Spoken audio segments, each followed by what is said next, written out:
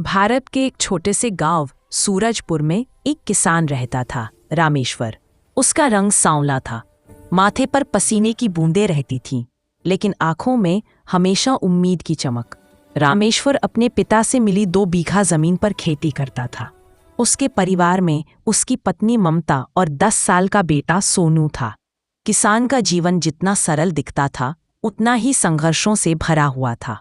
साल दर साल मौसम बदलने लगा था, कभी बेमौसम बारिश, कभी सूखा। कई बार खेतों में बीज डालने के बाद भी फसल खड़ी नहीं होती। बैंक का कर्ज भी बढ़ता जा रहा था। लेकिन रामेश्वर की एक आदत थी, वो कभी हार मानने वाला नहीं था। उसकी जुबान पर हमेशा एक ही वाक्य रहता, धरती माँ मेहनत को कभी धोखा नहीं देती। एक बार गांव में लगातार 3 साल तक सूखा पड़ा। तालाब सूख गए, कुओं का पानी नीचे चला गया और खेतों की मिट्टी दादरा की तरह फटने लगी। गांव के कई किसान शहरों की ओर पलायन करने लगे, लेकिन रामेश्वर अपनी जिद पर अड़ा रहा। उसे विश्वास था कि एक दिन बारिश जरूर होगी। इसी सूखे के बीच एक घटना हुई जिसने रामेश्वर का जीवन बदल दिया। एक दिन वह अपने पुराने लकड़ी के संदूक को साफ कर रहा था, जिसमें उसके पिता की यादें रखी थीं। उसी में उसे एक छोटा सा कपड़े का थैला मिला। खोलकर देखा तो उसमें पुराने गेहूं के बीज थे, साथ ही एक छोटी चिट्ठी। बेटा, ये बीज हमारे परिवार की आखिरी उम्मीद है। इन्हें तभी बोना जब विश्वास टूटने लगे। याद रख, मेहनत और भरोसा, यही किसान की असली पूंजी है। रामेश्वर की आंखें नम हो गईं। उसे अपने पिता की बातें याद आईं, जो हमेशा कहते थे कि खेत सिर्फ अनाज नहीं, जीवन भी उगाते हैं। लेकिन समस्या ये थी कि जमीन बिल्कुल सूखी थी। बीज बोने का मतलब था सबसे कीमती चीज को दांव पर लगाना। ममता ने चिंता से कहा, अगर ये भी खो गए तो क्या होगा?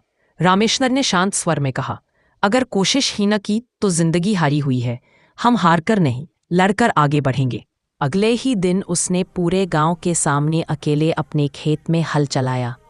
लोग हंसते हुए बोले, पागल हो गया है रामेश्वर, ऐसी धरती में क्या उगेगा? वो पुराने बीज कभी अंकुरित नहीं होंगे।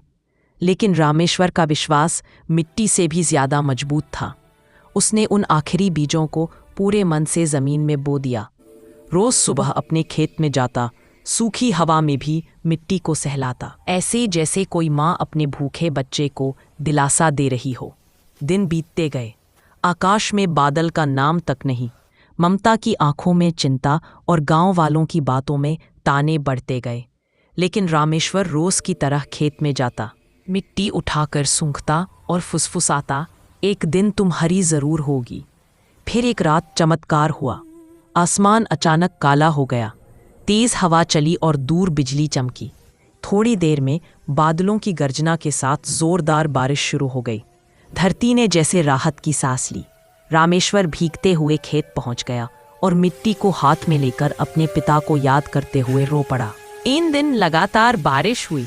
जब चौथे दिन सूरज निकला, रामेश्वर खेत पहुंचा। मिट्टी पहले जैसी कड़क नहीं थी, वो नरम होकर जीवन की गंध दे रही थी। अचानक उसकी नज़र छोटे छोटे हरे अंकुरों पर पड़ी। उसकी खुशी का कोई ठिकाना नहीं रहा। उन पुराने बीजों से फसल उगाई थी। गांव वाले भागते हुए आए, रामेश्वर, तेरी मेहनत रंग लाई। तेरे खेत में तो पूरा चमत्कार हो गया। धीरे धीरे अंकुर बढ़े, घने हुए, सुनहरी बालियां लहराने लगी। पूरी फसल जैसे आशीर्वाद बनकर उगी थी। गांव में जहां निराशा थी, अब उम्मीद लौट आई थी। लोग कहने लगे, अगर रामेश्वर ने हार मानी होती तो हम सब भी हार जाते। रामेश्वर की इस फसल का बड़ा हिस्सा उसने उन किसानों में बांट दिया जिन्होंने सूखे के कारण खेती छोड़ दी थी। गांव में फिर से खेती शुरू हो गई। लोगों ने रामेश्वर को आशा का किसान नाम दे दिया। एक दिन सोनू ने पूछा, बाबा, आपने कैसे जाना कि फसल उगेगी? रामेश्वर मुस्कुराया। उसने अपने बेटे के कंधे पर हाथ रखा और कहा, बेटा, किसान की सबसे बड़ी ताकत उसके हाथ नहीं, उसका विश्वास है। जब तक किसान उम्मीद बोता रहेगा, धरती कभी खाली नहीं लौट आएगी। सोनू ने गर्व से कहा, मैं भी बड़ा होकर आप जैसा किसान बनूंगा बाबा। रामेश्वर की आंखों में चमक आ गई। खेतों पर सुनहरी धूप पड़ रही थी। हवा में लहराती फसल ऐसा लग रही थी जैसे खुद धरती माँ उसके संघर्ष को सलाम कर रही हो। कहानी यही खत्म नहीं होती, क्योंकि हर किसान के भीतर एक रामेश्वर है, जो मुश्किलों से लड़ता है, मौसम से लड़ता है, कर्ज से लड़ता है, लेकिन फिर भी जमीन पर भरोसा नहीं छोड़ता। क्योंकि किसान जानता है बीज छोटा हो सकता है, लेकिन उससे उगने वाली उम्मीद हमेशा बड़ी होती है।